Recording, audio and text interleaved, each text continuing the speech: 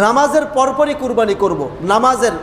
ঈদের নামাজের যে এলাকায় ঈদ জুমা এটা হয়, যে এলাকায় ঈদ সংগঠিত, ঈদের নামাজ সংগঠিত হয়, জুমার নামাজ সংগঠিত হয়, সেখানে ঈদের নামাজের সময়ের আগে কুরবানি করলে ওই কুরবানি হবে না, ঈদের নামাজের পরে করতে হবে। ঈদের নামাজের সময় অতিবাহিত হয়ে যাওয়ার পর এরপরে কুরবানি করতে হবে, অর্থাৎ ঈদের নামাজের পর।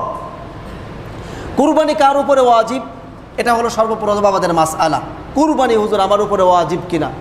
কুরবানি হলো আগামী 10ই জিলহজ, এই 3 দিন হলো কুরবানির দিন। এই 3 দিন কি? কুরবানির দিন। এই 3 দিন কি বলেন? কুরবানির দিন।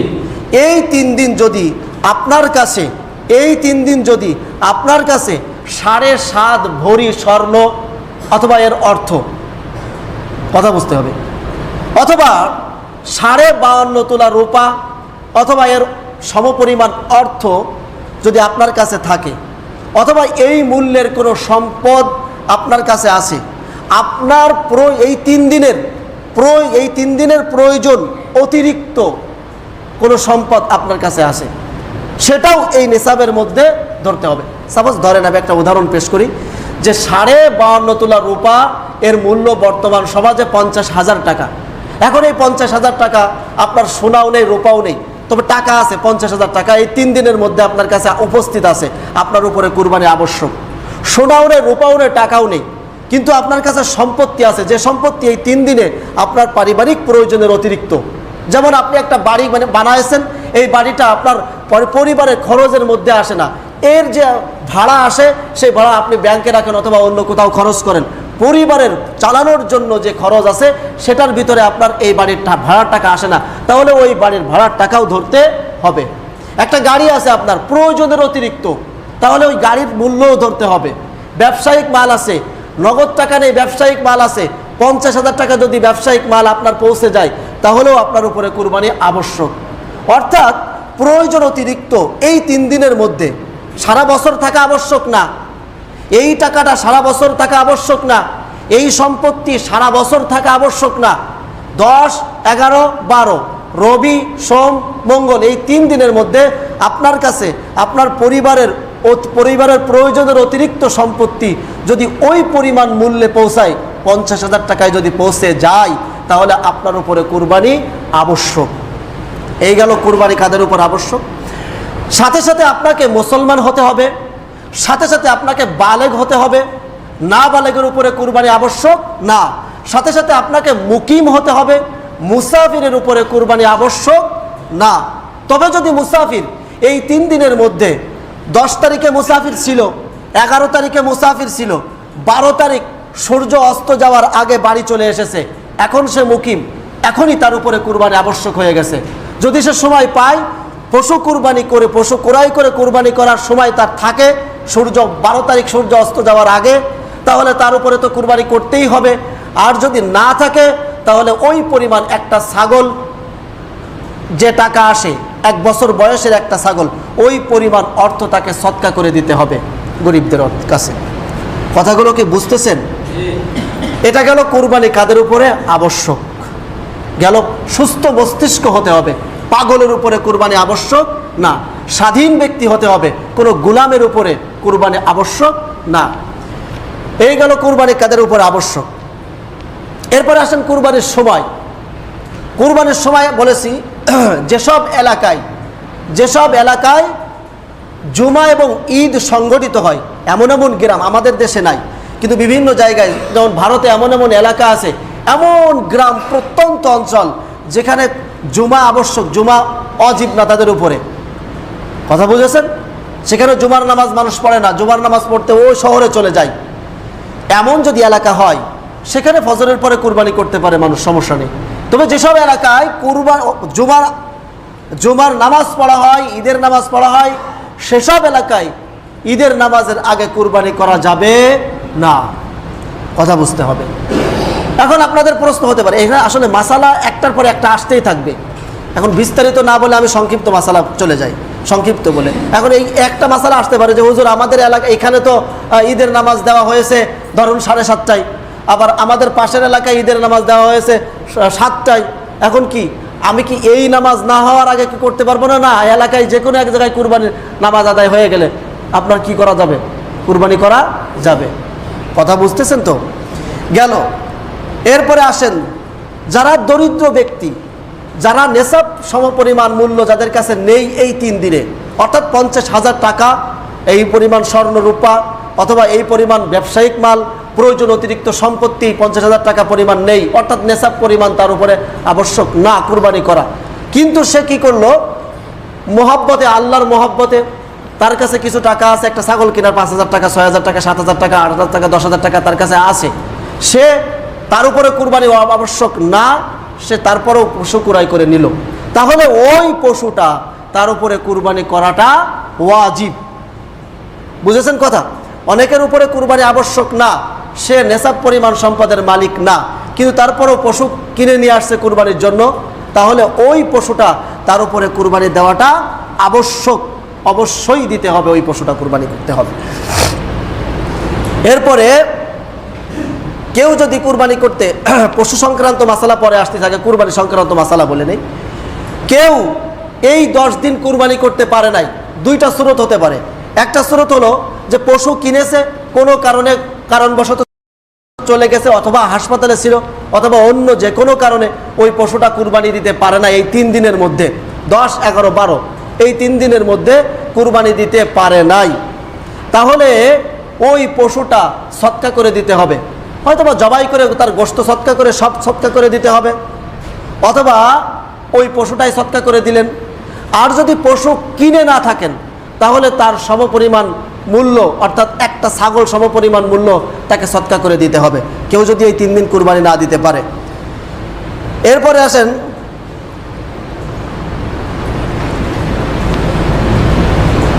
আরেকটা মাসালা এখানে, এই 3 দিন 10, 11, 12 এই 3 দিন, শেষের দিন বাদ দেন, প্রথম 2 দিন 10 তারিখ এবং 11 তারিখ রাতে কুরবানি করা, রাতেও কুরবানি করা যাবে, কোনো সমস্যা নেই। 12 তারিখ রাতে কুরবানি করা যাবে না, অর্থাৎ কুরবানির সময় হলো 10ই জিলহজ ফজর থেকে নিয়ে 12ই জিলহজ সূর্য অস্ত যাওয়ার আগ পর্যন্ত, এর ভিতরে যে কোনো সময় কুরবানি করলে কুরবানি আদায় হয়ে যাবে। তবে রাতে যদি আলোকসজ্জা অর্থাৎ আলোকের কমতি থাকে, আলো এর ব্যবস্থা যদি না করতে পারে, তাহলে দিনেই কুরবানি করাটা তার জন্য উত্তম।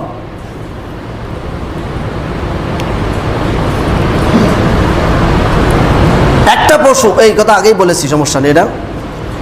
এখন আসেন আমি কুরবানির পশুর মাসালা কিছু বলি, কুরবানি করবেন যে পশু কিনবেন এর কিছু মাসালা আছে। 1 নম্বর হলো কোন কোন পশু দিয়ে আমরা কুরবানি করতে পারবো, কোন কোন পশু দিয়ে। 1 নম্বর হলো উট, গরু, মহিষ, ছাগল, ভেড়া, দুম্বা, 6 প্রকার প্রাণী দিয়ে আমরা কুরবানি করতে পারবো। উট, গরু, মহিষ, ছাগল, ভেড়া, দুম্বা, এই 6 প্রকার প্রাণী দিয়ে আমরা কি করতে পারবো? কুরবানি করতে পারবো। এখন আসেন বয়সের ক্ষেত্রে, উটের বয়স কমপক্ষে 5 বছর হতে হবে, উটের বয়স কমপক্ষে 5 বছর হতে হবে। 5 বছরের কম যদি উটের বয়স হয়, ওই উট দিয়ে কুরবানি করলে কুরবানি আদায় হবে না। গরু আর মহিষের ক্ষেত্রে কমপক্ষে 2 বছর বয়স হতে হবে, এই 2 বছরের কম যদি হয় তাহলে ওই গরু আর মহিষ দ্বারা কুরবানি করলে কুরবানি আদায় হবে না। 3 নম্বর ছাগল, ভেড়া, দুম্বা, এই 3 প্রকারের প্রাণী কমপক্ষে 1 বছর বয়স হতে হবে, 1 বছরের কম যদি হয় তাহলে এই ছাগল, ভেড়া, দুম্বা দ্বারা কুরবানি করলে কুরবানি আদায় হবে না। একটা মাসালা এখানে আছে, দুম্বা আর ভেড়া এই 2টার ক্ষেত্রে, দুম্বা আর ভেড়া তাদের হৃষ্টপুষ্ট, তাদের শরীরের গঠন যদি এমন হয়ে যায় দেখলে 1 বছরের প্রাণীর মতো মনে হয়, তাহলে ওই দুম্বা আর ওই ভেড়া, ছাগল না, অনেকে এটা ছাগলের ক্ষেত্রে লাগান যে হৃষ্টপুষ্ট আছে, 1 বছর বয়স হয়নি কিন্তু দেখলে 1 বছর মনে হয়, ওই ছাগল দিয়ে, না না, ছাগলের ক্ষেত্রে লাগায়েন না এই মাসালা। এই মাসালা হলো দুম্বা আর ভেড়া দেখলে যদি 1 বছরের মতো মনে হয় কিন্তু 1 বছর বয়স এখনো হয়নি, তাহলে তার দ্বারা কুরবানি করতে পারবেন, আদায় হয়ে যাবে। তবে কমপক্ষে তাদের বয়স 6 মাসের বেশি হতে হবে। গেল কুরবানি। এবার শরীকের মাসালা। শরীকের মাসালা, উট, গরু, মহিষ, এই 3 প্রকারের প্রাণী। উট, গরু, মহিষ। এই দরজার সামনে ভাই একটু ওই পাশে কথা বলেন, ওই পাশে কথা বলেন, একটু দরজার থেকে সরে যান। উট, গরু, মহিষ, এই 3 প্রকারের প্রাণী, এদের ক্ষেত্রে এই 7 ভাগে কুরবানি দিতে পারবে। কি বললাম? উট, গরু, মহিষ, এই 3 প্রকারের প্রাণীর ক্ষেত্রে 7 ভাগে কুরবানি দিতে পারবে। ভেড়া, দুম্বা, ছাগল, এদের ক্ষেত্রে 1 ভাগেই, একটাই 1 ভাগ একজনে দিতে হবে, কোনো শরিকানা এখানে চলবে না। শরিকের মাসালার ক্ষেত্রে একটা মাসালা এসে যায়। অনেকেই প্রশ্ন করেন, শরিক নির্ধারণের ক্ষেত্রে আপনাদের চৌকান্না থাকতে হবে। শরিক যাদেরকে নির্ধারণ করবেন তাদের টাকাটা যথাসম্ভব হালাল হতে হবে, তবে খুশাখুশি করে যাচাই বাছাই করার দরকার নাই। কথা বোঝেন নাই মনে হয়। জানা আছে আলহামদুলিল্লাহ সে ভালো মানুষ, টাকা তার সহি আছে, এত খুশাখুশি করে বাড়ি করার দরকার আপনার নাই। মুসলমানের প্রতি ভালো ধারণা রাখা দরকার। কিন্তু যদি এরকম হয়, প্রসিদ্ধ সুদখোর, প্রসিদ্ধ ঘুষখোর, সবাই জানে যে সে সুদে ব্যবসা করে, সুদে টাকা লাগায়, তার যা কিছু দেখতেছি সম্পদ অধিকাংশ সুদের টাকা, তারে না নেওয়াই ভালো। তবে যদি তার মূল অর্থ থাকে, কথা বুঝছেন জিনিসটা, তার মূল অর্থ, তার নিজস্ব কিছু অর্থ আছে যেটা সুদি অর্থ না, তাহলে সে যদি বলে যে আমার টাকা এটা হলো ওই টাকা যেটা সুদির টাকা না, তাহলে তাকে নেন, সমস্যা নেই। তবে স্পষ্ট যদি জানা যায় যে টাকা দিয়ে আমাদের সাথে শরিক হচ্ছে এটা আসলে সুদের টাকা, তাহলে এর সাথে কুরবানি দিলে আপনাদের কুরবানি আদায় হবে না, কারো কুরবানি আদায় হবে না। এবার আরেকটা কথা, কুরবানির সময় আপনি জানতেন না যে অমুকের যে টাকাটা দিয়েছে সম্পূর্ণ হারাম টাকা, সুদের টাকা, ঘুষের টাকা, এটা জানতেন না। কুরবানি করার পরে জানেন, কোনো সমস্যা নেই, আপনার কুরবানি আদায় হয়ে গেছে। তবে কিছু যদি প্রসিদ্ধ এরকম সুদখোর হয়, প্রসিদ্ধ ঘুষখোর হয়, প্রসিদ্ধ এরকম হারাম ব্যবসায়ী হয়, তাহলে তার থেকে বিরত থাকাই উচিত। কথা বুঝেছেন? এরপরে আসেন, কুরবানি যারা শরিক নির্ধারণ করবেন তাদের প্রত্যেকেরই এই নিয়ত থাকতে হবে যেটা আল্লাহর জন্য কুরবানি দিচ্ছি। কি নিয়ত থাকতে হবে? আল্লাহর জন্য। কোনো কারো 7 জনের অথবা 5 জন অথবা 6 জন অথবা 4 জন, 3 জন, 2 জন, যারাই শরিক নির্ধারণ করেছেন, যে কয়জনই আপনি কুরবানি দিচ্ছেন, এই কয়জনই কুরবানি দেওয়ার কারো একজনের যদি অন্তরে কুরবানির গোশত খাওয়ার নিয়ত অথবা কোনো লোক দেখানোর নিয়ত থাকে, কারো কুরবানি হবে না। কথা বুঝেছেন? এই জন্য সকলের নিয়ত করতে হবে খালেস আল্লাহকে রাজি খুশি করার জন্য। এখন আসেন, একটা প্রচলিত ভুল এখানে আমার বলে দেওয়া দরকার। আমরা কুরবানির সময় অনেকেই অনেক লিফলেট ধরাই দেয়, অনেক কাগজ ধরাই দেয় যে হুজুর এদের নামে কুরবানি করেন। আরে কুরবানি তো হবে কার নামে? আল্লাহর পক্ষ থেকে। কার? আপনার।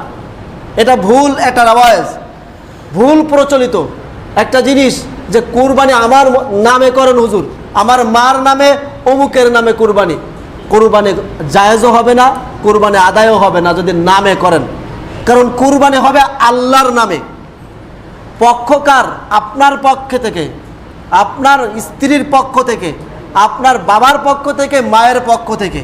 এটা বুঝতে হবে যে হুজুর আমার পক্ষ থেকে আল্লাহর নামে কুরবানি করেন।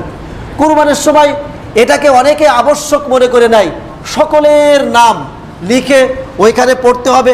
আরে ভাই, একটা গরু শোয়া আছে কুরবানির জন্য, একটা ছাগল শোয়া আছে, তার নাম যে কুরবানি করবে যারা, তারা তো উপস্থিত আছেই, আলহামদুলিল্লাহ। আর কি লাগবে? সবার পক্ষ থেকে অনুমতি তো আছেই, সমস্যা নেই। এরপরে প্রত্যেকের নাম পড়তে হয়, অথচ কুরবানির গরুটা শোয়ানো, ভালোভাবে আইটা ধরা, কষ্ট পাচ্ছে, জায়েজ নেই এরকম কষ্ট দেওয়া। আপনার দরকার নেই ভাই, যার মনের ভিতরে আছে কুরবানি দিচ্ছি, এটাই কুরবানি হয়ে গেছে, ঠিক আছে ইনশাল্লাহ। এটা করবেন, কষ্ট দিবেন না পশুকে। 7 ভাগ, 7 ভাগ একটা উট, গরু, মহিষ, এখানে তো 7 ভাগ পর্যন্ত দেওয়া যায়, এর কমেও দেওয়া যায়। অনেকে প্রশ্ন করে হুজুর 7 ভাগই, এটা কিন্তু একটা আমাদের ভুল রেওয়াজ, এবং এটা অনেকেই মনে করেন 7 ভাগই পূরণ করতে হবে। না, এটা জরুরি না, আপনি 1 ভাগেও দিতে পারেন।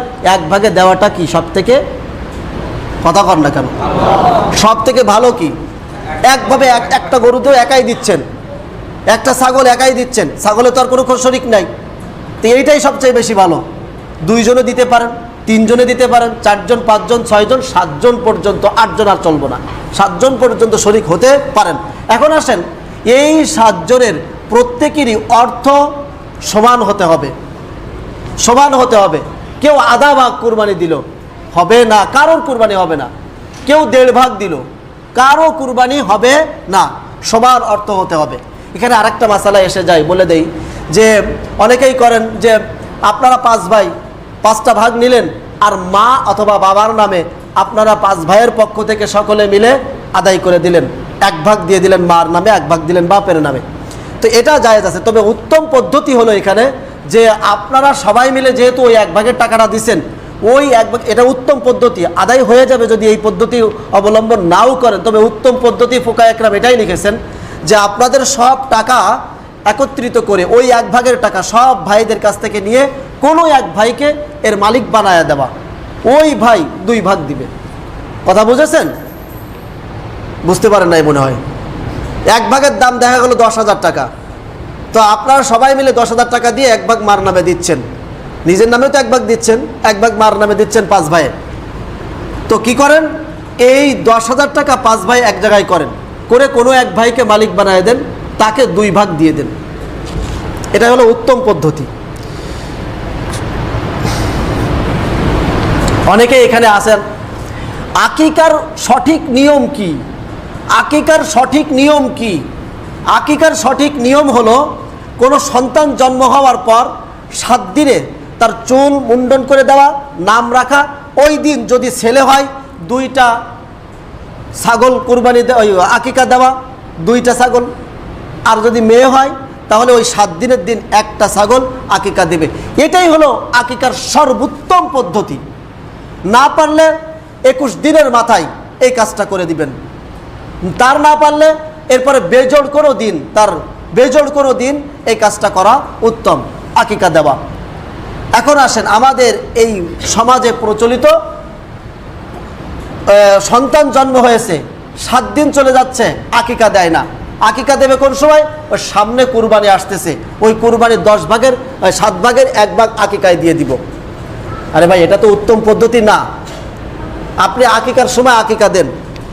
হ্যাঁ, এটা এইবার আসেন, কুরবানির সাথে যদি কোনো ব্যক্তি 1 অংশ নিয়ে আকিকা করতে চায়, তার আকিকা হয়ে যাবে, কোনো সমস্যা নাই, কুরবানিও হয়ে যাবে, আকিকাও হয়ে যাবে, কোনো সমস্যা নেই এখানে। তবে আকিকার উত্তম পদ্ধতি হলো ওইটা, সন্তান জন্ম হওয়ার 7 দিনের মাথায়, ছেলে হলে 2টা। এখন অনেকেই আছেন, এখানে একটা সমস্যা যে ছেলে হয়েছে, তার তৌফিক আছে 1টা ছাগল দেওয়ার। আরে ভাই, 1টাই দেন। এমন সে আমার কাছে এমন মাসালা অনেকবার আসছে যে হুজুর 2টা দিতে তো পারতেছি না, হুজুর 2টাই তো দেওয়ার কথা। আরে না ভাই, আপনার সামর্থ্য 1টা আছে, 1টাই ছেলের নামে দিয়ে দেন আকিকা। 2টা দেওয়া উত্তম, 1টা দিলে আলহামদুলিল্লাহ আকিকা হয়ে যাবে, আপনার সন্তানের উপরে বালা মুসিবত অনেকটাই দূর হয়ে যাবে। তো এই হলো কথা। উত্তম পশু, হৃষ্টপুষ্ট, সমস্ত রোগ থেকে মুক্ত এই রকম পশু কেনার জন্য আপনারা দেখে শুনে এরকম পশু কিনবেন। কথা বুঝেছেন? পশু না দেখে কিনে নিয়ে আসলেন, অথবা পশু কেনার পর এমন কোনো ত্রুটি পেয়েছেন যে ত্রুটির কারণে পশু কুরবানি করা, এই পশু দ্বারা কুরবানি করলে আদায় হবে না, তাহলে ওই পশু রেখে আরেকটা পশু দিয়ে কুরবানি করতে হবে। এই জন্য যখন কিনবেন খুব ভালো মতো দেখে শুনে ভালো একটা গরু অথবা ভালো একটা ছাগল, মহিষ, উট, দুম্বা, ভেড়া যেটাই কেনেন সেটাই কিনবেন। এর পাশে ঘোড়া যদি কোনো পশু আপনি কিনে নিয়ে আসেন, তাহলে কি করবেন? ঘোড়া যদি এমন হয় যে আপনার জবেহের স্থান পর্যন্ত হেঁটে যেতে সক্ষম না, যেখানে বেঁধে রেখেছেন সেখান থেকে নিয়ে জবেহের স্থান পর্যন্ত হেঁটে যেতে সক্ষম না, তাহলে এই প্রাণী দ্বারা কুরবানি করলে কুরবানি আদায় হবে না। কথা বুঝেছেন? যার কোনো একটা গরু আছে, তার 1 পা নাই, 3 পা, সুন্দর মতো হাঁটতে পারে, সমস্যা নেই, তার দ্বারা কুরবানি করলে কুরবানি আদায় হয়ে যাবে। দুর্বল পশু, এখানে একটা মাসালার মূল নীতি হলো যে এমন যদি দুর্বল হয়, এমন যদি খোড়া হয়, এমন যদি অন্ধ হয় যে কুরবানির জাবেহের স্থান পর্যন্ত যেতে সক্ষম না, এমন দুর্বল, এমন খোড়া, এমন অন্ধ, তাহলে এই পশু দ্বারা কুরবানি করলে কুরবানি আদায় হবে না। কথা বুঝেছেন? বুঝতেছেন না আমার কথাগুলো? তা আওয়াজ দেন না কেন?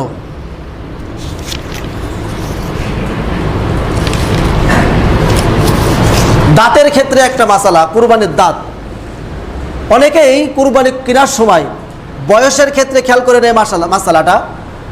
উটের ক্ষেত্রে আমি বলেছি 5 বছর, গরু আর মহিষের ক্ষেত্রে বলেছি কমপক্ষে 2 বছর হতে হবে, এর কমে হলে হবে না। ছাগল, উট, দুম্বা এর ক্ষেত্রে বলেছি 1 বছর হতে হবে, এর কমে হলে কুরবানি আদায় হবে না।